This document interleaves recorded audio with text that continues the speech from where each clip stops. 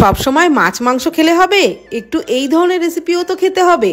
জানি জানি অনেকেই পেঁপে খেতে চান না, কিন্তু এইভাবে বানিয়ে দিয়ে দেখুন তো, একদম চেয়ে চেয়ে খাবে, এইটুকু কিন্তু আমি বলে দিচ্ছি। তো পেঁপের এই রেসিপির জন্য প্রথমেই কিছুটা পেঁপে এরকম গ্রেট করে নিয়েছি, মানে একটা বড় পেঁপের অর্ধেকটা পরিমাণে এইভাবে গ্রেট করে নিয়েছি। এবার ওই গ্রেট করা পেঁপের মধ্যে দিয়ে দিলাম হাফ কাপ মটর ডাল বাটা। মটর ডালটাকে 3-4 ঘন্টা জলে ভিজিয়ে রেখে শুকনো শুকনো করে বেটে নিয়েছিলাম। 2-3 পিঞ্চ মতো হিং দিয়ে দিলাম, হাফ চামচ করে লবণ আর হলুদ গুঁড়ো দিলাম, আর দিয়ে দিলাম 1 চামচ আদা কাঁচা লঙ্কা বাটা। সমস্ত কিছু খুব ভালো করে মাখিয়ে নিচ্ছি। বন্ধুরা, ডালটাকে পেস্ট করবার সময় অল্প জল দিয়েই কিন্তু পেস্ট করবেন, একদমই বেশি জল দেবেন না।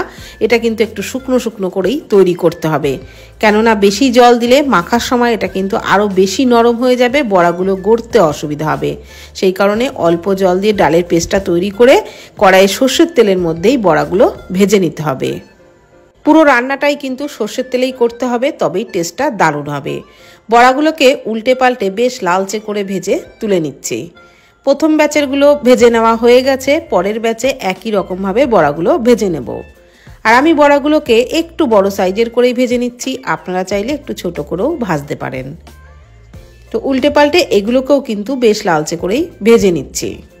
আর এইভাবে গরম গরম ভেজে এই বড়া আপনারা ডাল ভাতের সাথেও খেতে পারেন, সম্পূর্ণ নিরামিষ দিনেও তৈরি করতে পারেন।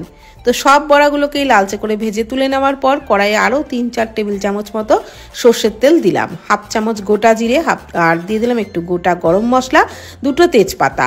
ফোড়নটাকে ভালো করে ভেজে নিচ্ছি। ফোড়ন থেকে মিষ্টি গন্ধ বেরোতে শুরু করলে দিয়ে দিলাম 2 চামচ মতো আদা কাঁচা লঙ্কা বাটা।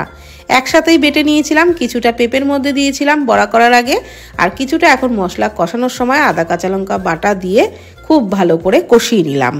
তারপর দিয়ে দিলাম ডুমো করে কেটে নেওয়া, একটু অল্প জলে ভাপিয়ে নেওয়া পেঁপে আর আলু।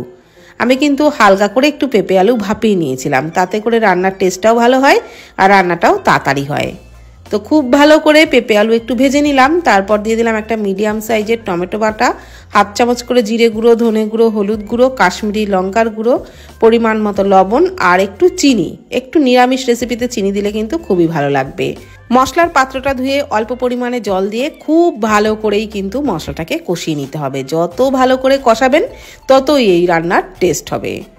তো আমি কিন্তু বেশ কিছুক্ষণ ধরে কষিয়ে নিয়েছি। তো দেখুন, কষাতে কষাতে একদম শুকনো শুকনো হয়ে গেছে আর কালারটাও চেঞ্জ হয়ে গেছে। এই সময় আমি দিয়ে দিচ্ছি পরিমাণ মতো জল।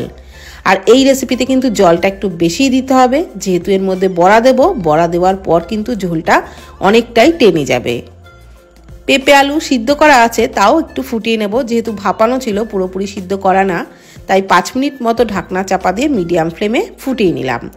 এখন পেঁপে আলু ভালোভাবেই সুসিদ্ধ হয়ে গেছে। এইবার দিয়ে দেব হাফ চামচ মতো গরম মশলার গুঁড়ো। গরম মশলার গুঁড়োটা আগেই দিচ্ছি, যেহেতু বড়াগুলো দেওয়ার পর কিন্তু আর বেশিক্ষণ ফোটানো যাবে না, যেহেতু পেঁপের বড়া একেবারেই নরম হয়। গরম মশলা দিয়ে মিশিয়ে নেওয়ার পর ভেজে রাখা পেঁপের বড়াগুলো দিয়ে দিলাম। আর পেঁপের বড়াগুলো দিয়ে 1 মিনিট ফুটিয়ে নিলেই কিন্তু দারুণ স্বাদের নিরামিষ রেসিপিটি রেডি হয়ে যাবে। তো সব শেষে 1 চামচ মতো ঘি দিয়ে দিলাম, যেহেতু নিরামিষ রেসিপি ঘি দিলে কিন্তু খুবই ভালো লাগবে খেতে। আর তারপর এই রকম ঝোলঝোল অবস্থাতেই কিন্তু গ্যাসের ফ্লেম বন্ধ করে দেবো, কেননা এটাই ঠান্ডা হয়ে যাওয়ার পর অনেকটাই বসে যাবে।